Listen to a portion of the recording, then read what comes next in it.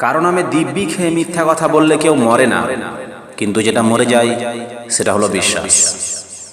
চোখের জলের হয়তো কোনো ওজন হয় না ঠিকই, তবে এটা অনেক ভারী অনুভূতি বহন করে।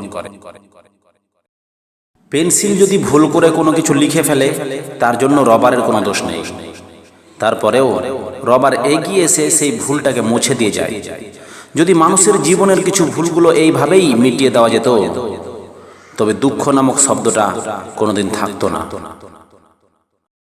জীবনে একদিন মৃত্যুকে জিজ্ঞেস করলো, ভাই, সবাই আমাকে এত ভালোবাসে, কিন্তু তোমাকে ঘৃণা করে কেন?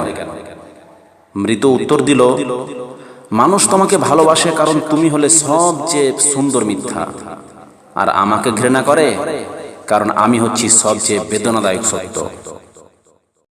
মা এমনই এক মেশিন যে 5-7 জন সন্তানকে সমানভাবে মায়া ও ভালোবাসার সার্ভিস দিতে পারে, কিন্তু সেই 5-7 জন সন্তান মিলেও এই একটি মেশিনের খেয়াল রাখতে পারেন না। পৃথিবীতে লজ্জারও একটা সীমা রেখা আছে। বড় বড় অপরাধ করেও দেখি সেই লোকের চোখে লজ্জা নেই, আর নামাজ না পড়া তো সবচেয়ে বড় লজ্জা। কিন্তু এখন দেখি কুরবানি না দিলে বড়ই লজ্জা লাগে।